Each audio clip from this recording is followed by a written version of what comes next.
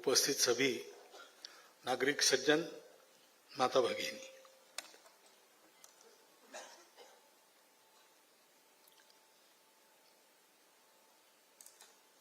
अमित साटम जी का जब प्रस्ताव आया पुस्तक का उद्घाटन करने के लिए है, तो ठीक है आऊंगा, ऐसा समय था, ऐसा कहा। बाद में पुस्तक आई हाथ में, पढ़ी तो लगा अच्छा हुआ कि मैंने हाँ कहा।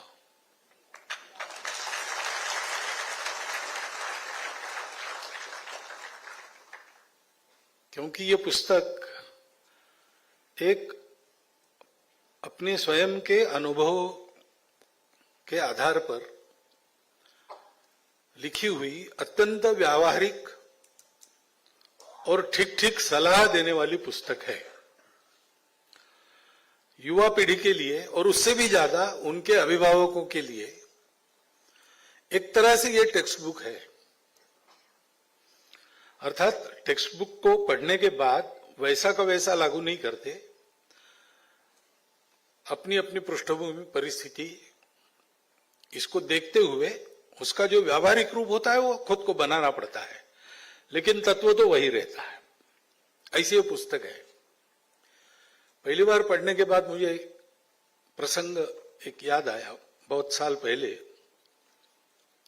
सप्रेम नमस्कार विनंती विशेष ऐसी एक किताब महाराष्ट्र में लोखंडे जी ने लिखी है, शायद आपको पता होगा।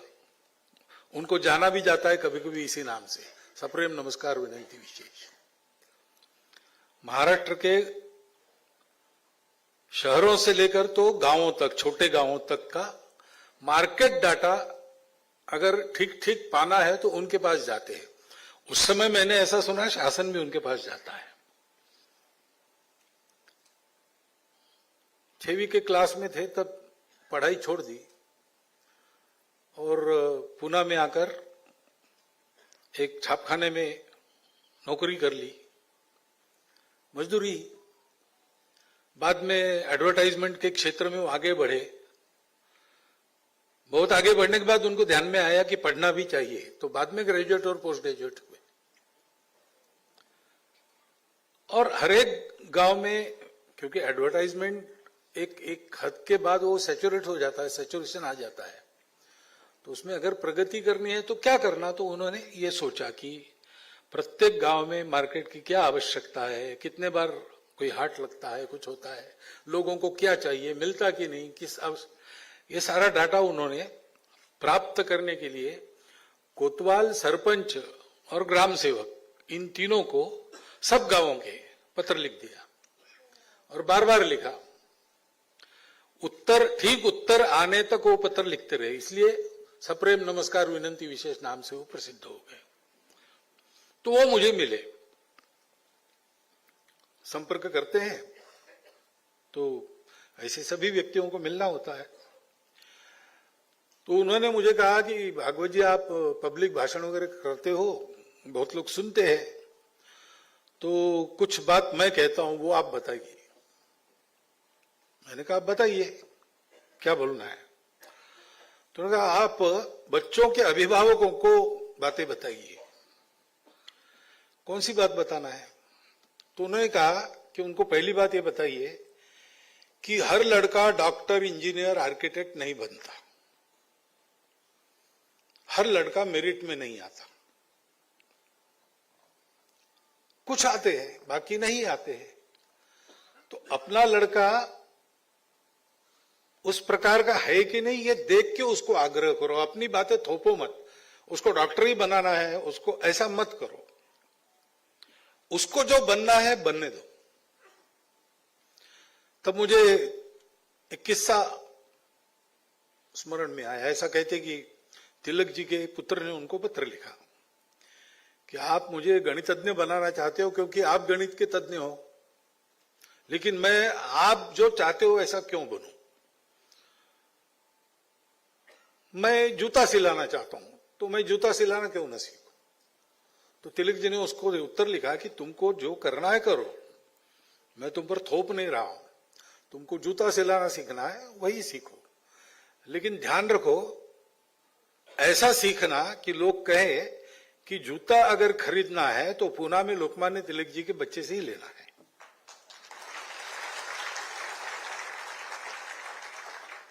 दूसरी बात उन्होंने कही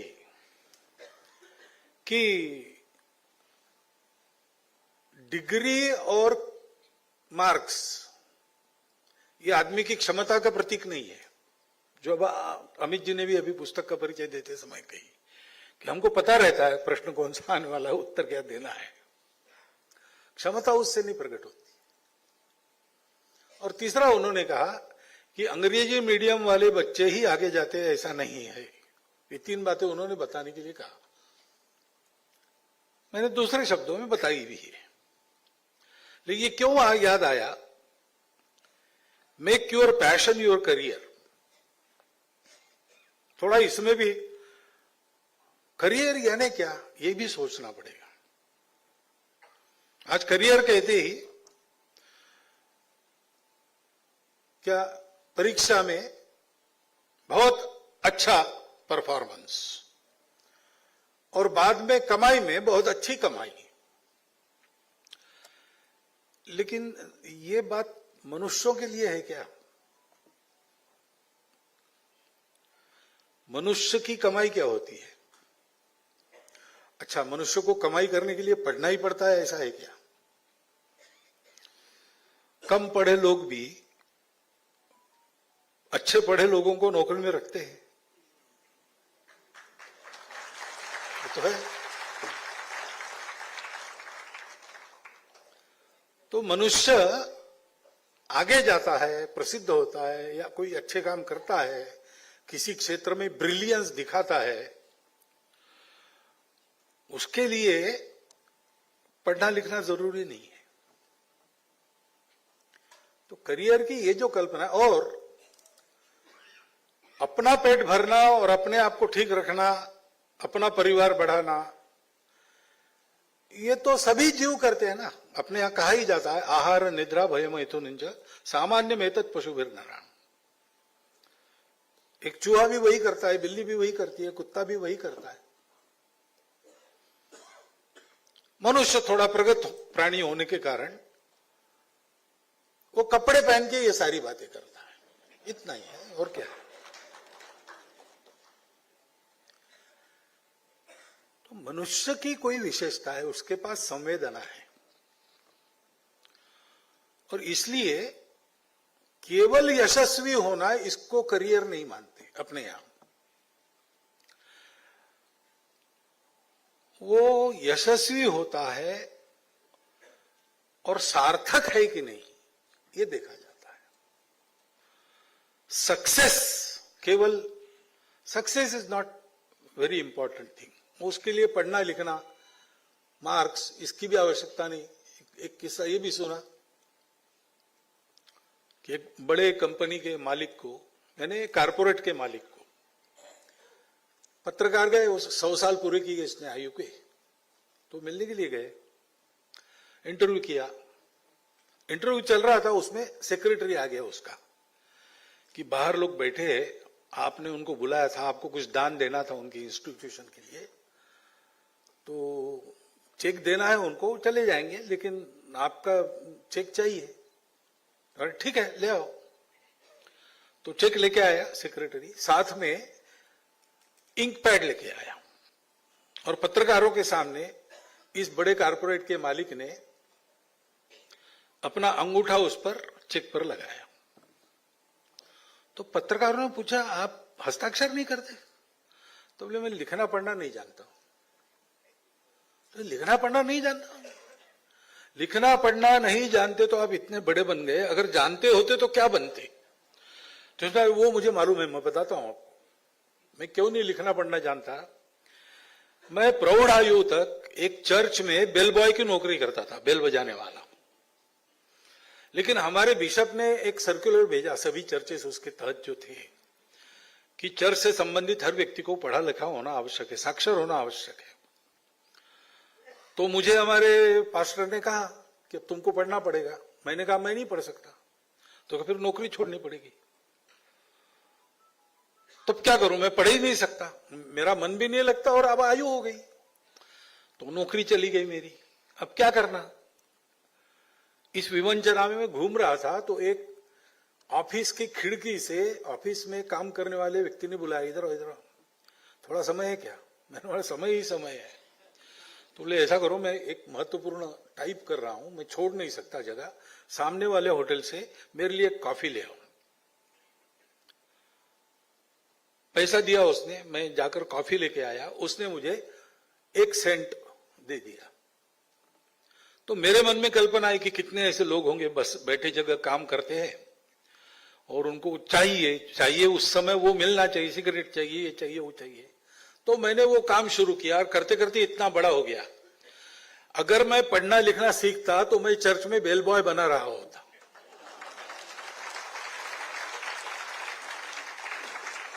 तो तात्पर्य यह है कि मनुष्य का करियर क्या है इसको भी सोचना चाहिए। और यह बात बिल्कुल सही है कि पैशन को करियर बनाना यह उत्तम बात है।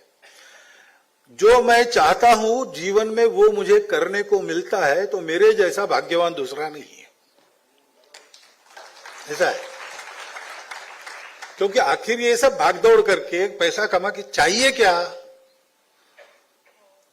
हैप्पीनेस शब्द उपयोग में लाया है। हैप्पीनेस यानी सुख नहीं, हैप्पीनेस यानी संतोष है।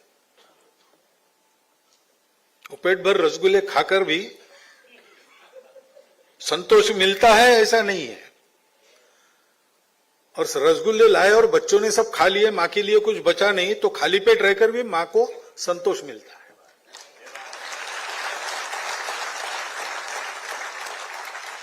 तो परस्यूट ऑफ हैप्पीनेस जब हम कहते हैं तो हैप्पीनेस सुख में नहीं है, बाहर की बातों में नहीं है, वो मन का संतोष है। और मनुष्य के मन को संतोष अकेले में कभी होता नहीं। अकेला गमगीन व्यक्ति भी कहीं पर हंसी के फव्वारे छूटते रहे ऐसे मंडली में जाके बैठे तो वो हंसेगा ही हंसेगा। और अच्छा खासा हंसने वाला आदमी अगर लंबे चेहरे करके लोग बैठे हो किसी चिंता में वहां जाता है तो वो भी गंभीर हो जाता है। मनुष्य ये संवेदना से परिचित है। उस संवेदना के कारण वो अपने लिए तो प्रयास करता ही है लेकिन अपनों के लिए भी प्रयास करता है। और अपनत्व का दायरा उसका जितना बड़ा है उतना उसका संतोष बढ़ा है, उतना उसका सम्मान भी बढ़ा है। नहीं तो दुनिया में अब्जावधि मनुष्य है। हम अपने बच्चों को किसी अरे गहरे नथुगहरी की कहानी नहीं बताते। करियरिस्ट माता पिता भी बच्चों को विवेकानंद की कहानी बताते हैं। क्या है विवेकानंद, कितना पैसा कमाया? 1 पैसा नहीं कमाया। उनकी बूढ़ी माताजी थी, खेतड़ी के महाराजा मनी ऑर्डर भेजते थे तब उनका चलता था। कम से कम ग्राम पंचायत में कहीं चुन के आए क्या? नहीं आए। क्या भौतिक दृष्टि से विवेकानंद ने क्या कमाया? कुछ नहीं। न हमारे गांव के हैं, न हमारे पीढ़ी के हैं, हमने उनको देखा नहीं है। लेकिन इतनी पीढ़ियां हो गई उनके बाद हम आज भी उनकी कहानियां बताते हैं। क्यों बताते हैं? क्योंकि उनके अपनत्व का दायरा विश्व के जितना बड़ा था। अपनत्व का दायरा बढ़ाकर जितना हम काम करते हैं उतना हमको संतोष मिलता है। वास्तव में इसको करियर मानना चाहिए। परंतु आजकल अभिभावक अपने बच्चों को करियरिस्ट बनाते हैं। क्या करते हैं? कमाओ कमाओ ज्यादा कमाओ। ये वस्तुस्थिति है कि नहीं? देखिए, और जितने अधिक शिक्षित होंगे उतना ही अधिक आग्रह रहता है, चिंता के कारण रहता है। बच्चों का सब ठीक रहना चाहिए। लेकिन भाई ठीक तो रहेगा, वो उनके अपने कर्म पर निर्भर है, हमारे आग्रह पर निर्भर नहीं है। और जिसमें दम है वो हर परिस्थिति में अपने लिए जो आवश्यक सुविधाएं सुख है वो तो प्राप्त कर ही लेगा। उनको कमाओ कमाओ सिखाना उसमें विरोध नहीं है, क्योंकि आखिर पेट तो भरना ही पड़ेगा ना, सिर सलामत तो पकड़ी 50। परंतु उनको कमाई के साथ साथ बांटना भी सिखाना चाहिए ना, तब उसको संतोष मिलेगा। ये नहीं सिखाते, और इसलिए फिर करियर की कल्पना भी यानी अच्छा संगीतज्ञ बनना करियर नहीं है क्या? एक अच्छा शेफ बनना, खाना बनाने वाला बनना करियर नहीं है क्या? जो करते हैं हम उसमें उत्कृष्ट बनना यही करियर है। लेकिन इस बात को बिना समझे बच्चों को हम बिना कारण तनाव में डालते हैं, दबाव में डालते हैं, उसके परिणाम भी होते हैं। तो इस पुस्तक का जो शीर्षक संदेश है, make your passion a career, ये बिल्कुल ठीक बात है। पुस्तक में ये बात आई है जो अभी मैं कहने वाला हूं, मैं थोड़ा अधिक स्पष्ट बता रहा हूं। पैशन तब उत्पन्न होता है जब कोई पर्पस है, पर्पस नहीं है तो पैशन उत्पन्न नहीं होता है। और पर्पस आपका जितना बड़ा है, जितना भव्य है, जितना अधिक लोगों को अपने दायरे में लेने वाला है, उतना आपका पैशन तीव्र होता है और उतना ही अधिक संतोष आपको मिलता है। यह भी प्रैक्टिकल बात है, करके देखिए, और जिन्होंने की है उनका जीवन देखिए। बिना पर्पस के पैशन फिर दिशाहीन होता है, फिर तो वो अनियंत्रित भी होता है, उसके दूसरे भी परिणाम हो सकते हैं। केवल जोश रहता है, आपने जय श्री राम का, भारत माता की जय का, यहां उसका प्रयोजन नहीं है। आप में पैशन है, अच्छी बात है, लेकिन इस कार्यक्रम का पर्पस वो नहीं है ना। ऐसे होता है। तो पैशन को दिशा मिलती है, किसी भी पैशन को दिशा मिलती तो फोर्स बन जाता है। चुंबक की सारी रचना एक दिशा में हो जाती है, तब उसमें चुंबकत्व आता है। वो अनुशासन पर्पस से मिलता है। इसलिए भगवत गीता में ये कहा है, अधिष्ठानम तथा कर्ता करणम च पृथक विधम विविधाश्च पृथक चेष्टा दैवम चैवात्र पंचम। दैव यानी भाग्य, इसको 5वां नंबर दिया है, पहला नंबर नहीं दिया है। और ये कहा है कि पहली 4 बातें ठीक करो तो वो अपने आप अनुकूल हो जाता है। और जो 4 बातों में पहला है अधिष्ठान, गंतव्य, पर्पस। फिर जो आदमी करने वाला है वो उसको प्रयास करने पड़ेंगे। तो जो सपने देखते हैं हम, उन सपनों में उतना ही प्रयास डालने का, परिश्रम करना पड़ता है, तपस करना पड़ता है। वो हम कैसे कर पाएंगे, पुस्तक में दिया है सब। मैं पुस्तक के बारे में अधिक इसलिए नहीं बोल रहा हूं कि पर्याप्त तो उसकी चर्चा हो गई है, ठीक से चर्चा हो गई, लेकिन पुस्तक में है सब उसके उपाय भी। यानी क्या खाना चाहिए, नहीं खाना चाहिए, इसकी भी चर्चा वहां है। कौन सा व्यायाम करना चाहिए, इसकी भी चर्चा वहां है। इसलिए मैंने कहा अत्यंत व्यावहारिक सलाह है ये, कागज लेखी नहीं है, आखन देखी है, करने लायक है पुस्तक पढ़ के, ऐसा है। और फिर जो काम है वैसी काम करने की पद्धति चाहिए, और भी प्रयास करने पड़ते इधर उधर से उसको अनुकूलता उत्पन्न करने वाले। ये चारों बातें जो ठीक कर लेता है उसको भाग्य अनुकूल हो जाता है। तो एक विशिष्ट उद्देश्य रख के चलना, और मनुष्यों के लिए उद्देश्य यही हो सकता है कि जो मैं करता हूं वो केवल मेरे लिए नहीं कर रहा हूं, केवल मेरे कुटुंब के लिए नहीं कर रहा हूं, मैं कुटुंब का घटक हूं और कुटुंब हमारे समाज का एकक है, इकाई है, यूनिट है। पश्चिम में व्यक्ति को यूनिट मानते हैं और इसलिए व्यक्तिवाद पनपता है। हमारे यहां व्यक्ति कुटुंब का घटक है और कुटुंब इकाई है। सामाजिक, सांस्कृतिक, सब प्रकार की, आर्थिक, सब प्रकार की इकाई समाज की कुटुंब है। एक कुटुंब में समाज की सारी बातें, सारे संस्कार, सारी परंपरा सब वहां जैसे, और सेल के न्यूक्लियस में, शरीर के प्रत्येक सेल के न्यूक्लियस में डीएनए रहता है। वो डीएनए सेपरेट किया तो क्लोनिंग से पूरा प्राणी वैसा का वैसा बना सकते हैं। वैसे एक कुटुंब में समाज की सारी विशेषताएं, सारा कैरेक्टर ग्रथित होता है। वो वैसा ठीक चला तो एक कुटुंब भी